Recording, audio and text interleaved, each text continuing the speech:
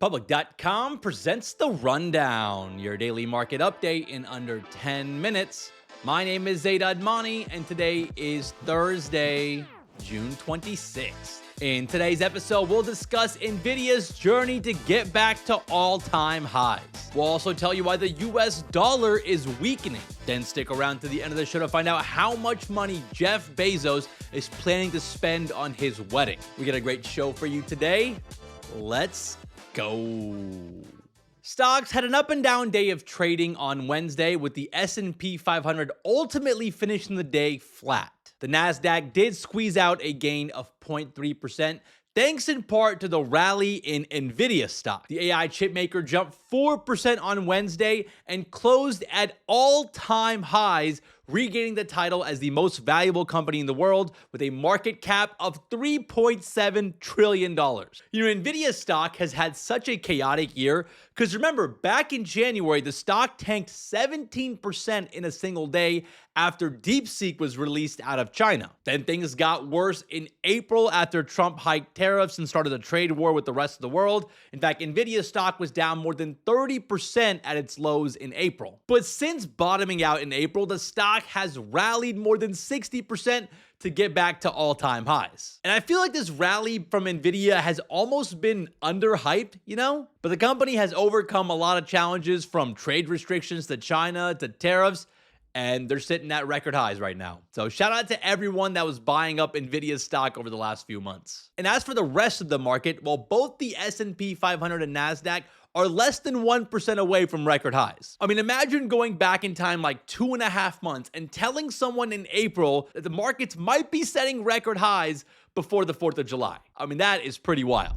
Let's run through some headlines, starting with the US dollar. The value of the US dollar is at its lowest level in 3 years. The US dollar index, which measures the dollar's strength against 6 major foreign currencies, is down 10% this year, which is the worst start to the year since 2003. And just comparing it to the euro, the dollar is down 11%, and it's at its weakest level since September of 2021. So that European summer vacation you got coming up, well, it just got a bit more expensive. Now, many analysts thought the US dollar would strengthen under President Trump, but the uncertainty around tariffs and trade policy has investors losing confidence and dumping their dollars for other currencies. And there's also concerns around the uncertainty at the Federal Reserve. President Trump has been cyberbullying Jerome Powell to cut interest rates for months now. He even threatened to fire him a few months ago. Now, while President Trump has backed off on firing Jerome Powell, there are new reports that Trump might announce the next Fed chair this summer,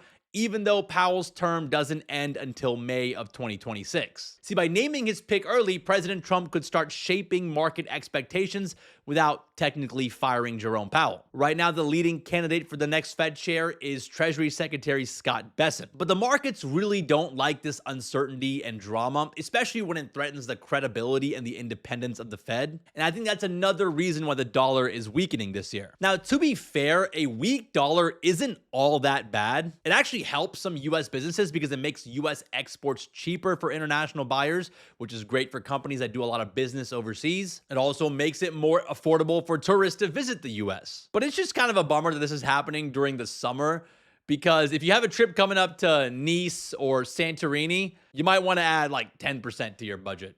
Let's shift gears and talk about Meta, because they just pulled off a mini heist poaching 3 top AI researchers from OpenAI. The trio are based in Zurich, Switzerland. They had previously worked at Google's DeepMind before joining OpenAI. And now they're headed to Meta to join Zuck's super intelligence team. And what's funny is that this comes just days after OpenAI CEO Sam Altman called out Mark Zuckerberg for trying to hire away OpenAI's top talent with $100 million offers. But Sam Altman went on to say that the top guys at OpenAI weren't taking Zuck's calls. Well, it turns out that not everyone is turning down Zuck's blank checks. And I also wonder what Mark Zuckerberg is going to do next. There are reports that he's been talking to more AI startups for a potential acquisition, like the video AI startup Runway, which was recently valued at $3 billion.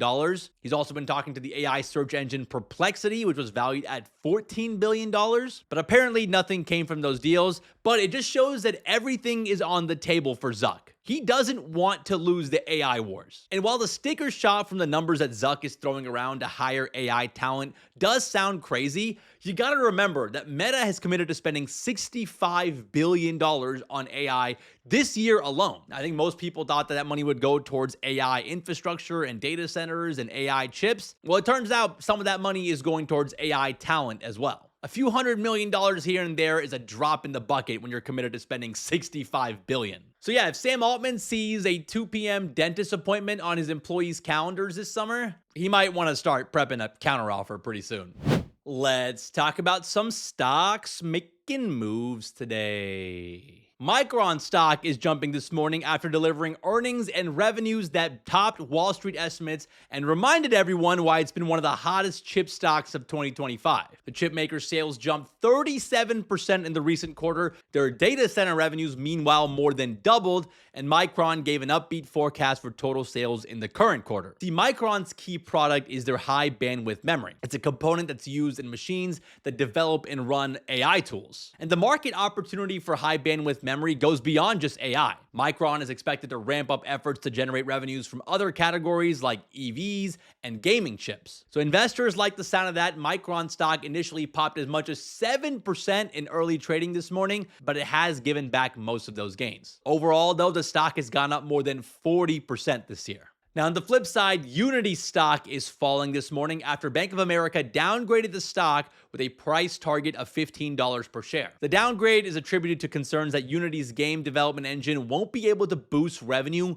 with the subscription model. Now, despite 70% of mobile games being built with the Unity engine, only 10% of these games are built using the paid version of Unity, according to Bank of America. The bank has also raised doubts about Unity's ability to monetize through ads, which is adding more pressure on the company's revenue model. As a result, Unity's shares are down 5% this morning and trading around $23 a share. So Bank of America thinks that this stock has more room to fall. Let's wrap the show with a fun fact. Jeff Bezos is getting married this weekend in Venice, Italy, to his fiancée Lauren Sanchez, and it'll be quite the expensive event. The wedding is expected to cost up to $76 million, according to the Venetian government authorities, and the guest list is stacked with celebrities like Oprah Winfrey and Ivanka Trump to Leonardo DiCaprio to Kim Kardashian. I wonder if Bezos invited other tech CEOs, like is Zuck gonna be there? Is Sundar Pichai or Tim Cook gonna be there? Now, while this sounds like a pretty big time wedding,